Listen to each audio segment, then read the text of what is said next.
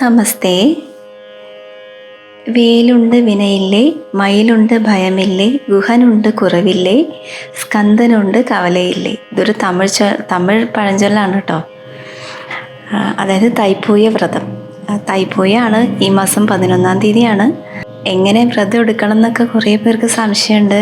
ചിലവർ 48 ദിവസം വ്രതം എടുക്കുന്നവരുണ്ട്, ചിലവർ 21 ദിവസം വ്രതം എടുക്കുന്നവരുണ്ട്, ചിലവർ 6 ദിവസം വ്രതം എടുക്കുന്നവരുണ്ട് കേട്ടോ.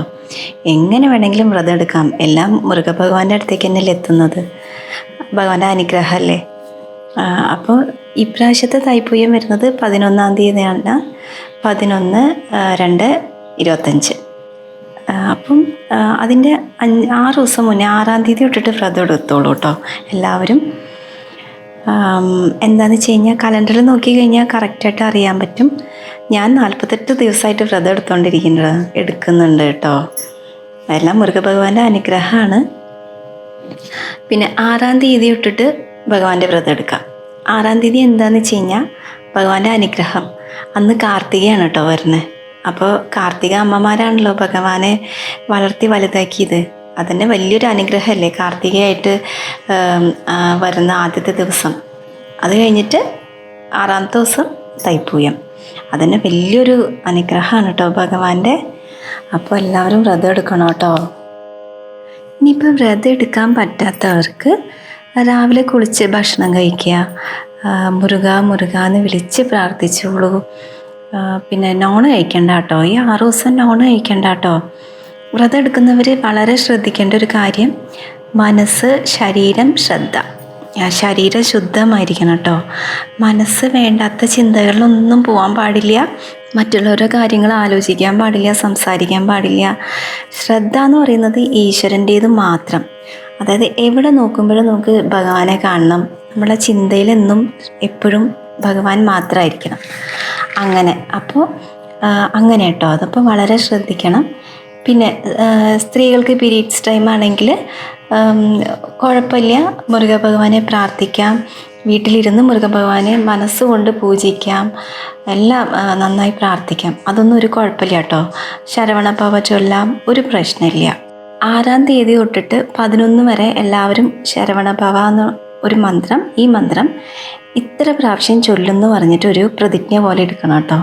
ഒരു ദിവസം 108, 1008, 1,00,000 അങ്ങനെയൊക്കെ ചൊല്ലി, 1,00,000 അങ്ങനെയൊക്കെ. അപ്പം നിങ്ങൾക്ക് സൗകര്യം എത്രയാണോ അത്ര ചൊല്ലാം. ഇനിയിപ്പോൾ പക്ഷെ മുടക്കാൻ പാടില്ല കേട്ടോ. അത് നമ്മൾ തുടങ്ങി കഴിഞ്ഞാൽ ഈ 6 ദിവസം കറക്റ്റായിട്ട് ചെയ്യണം. പിന്നെ ഒരു കാര്യത്തിന് ഇറങ്ങി അത് മുഴുവനാക്കണം കേട്ടോ. ഇടയ്ക്ക് വെച്ച് നിർത്താൻ പാടില്ല. ഇനിയിപ്പോൾ ആദ്യത്തെ ദിവസം രാവിലെ ചൊല്ലി പിറ്റേ ദിവസം രാവിലെ ചൊല്ലാൻ പറ്റിയില്ലെങ്കിൽ നിങ്ങൾ വൈകിട്ട് ചൊല്ലിക്കോളൂ. പക്ഷെ ചൊല്ലാതിരിക്കരുത്. ഈ 6 ദിവസം ഓം ശരവണഭവ നിങ്ങൾക്ക് എത്ര വേണമെങ്കിലും ചൊല്ലാം കേട്ടോ. മുരുകഭഗവാന് വേലുണ്ടെങ്കിൽ അഭിഷേകം ചെയ്യുക, വിഗ്രഹം ഉണ്ടെങ്കിൽ അഭിഷേകം ചെയ്യുക. ഇനിയിപ്പോൾ ഇതൊന്നുമില്ല, ഫോട്ടോ ആണെങ്കിൽ പൂ വെച്ചോളൂ. ഭസ്മം നന്നായിട്ട് ഇട്ട് കൊടുത്തോളൂ. വ്രതം എടുക്കുന്നവരും നെറ്റിയിൽ നിറയെ ഭസ്മം ഇട്ടോളൂ കേട്ടോ. പിന്നെ നന്നായിട്ട് പ്രാർത്ഥിക്കുക. പിന്നെ 6 അഹൽവിളക്ക് കൊളുത്തി വെച്ചോളൂ കേട്ടോ. രാവിലെ കുളി കഴിഞ്ഞിട്ട് ഇന്നും ഇങ്ങനെ ചെയ്തോളൂ. ഈ 6 ദിവസം മുടക്കണ്ട. മുരുകഭഗവാനെ നന്നായിട്ട് പ്രാർത്ഥിക്കുന്നതിനൊപ്പം തന്നെ വള്ളിദേവിയും കൂടെ പ്രാർത്ഥിക്കണം കേട്ടോ ഈ 6 ദിവസം. പിന്നെ ഇങ്ങനെയൊക്കെ ചെയ്ത് പ്രാർത്ഥിച്ചിട്ട് വേൽമുരുകനോട് അരുണഗിരിനാഥർ സ്വാമി ചോദിച്ച 2 വിശേഷപ്പെട്ട കാര്യങ്ങളുണ്ട്. എന്താണെന്നറിയോ അത്? ഒന്ന്, മുരുക നീ എപ്പോഴും എൻ്റെ ഉള്ളിലുണ്ടാകണം.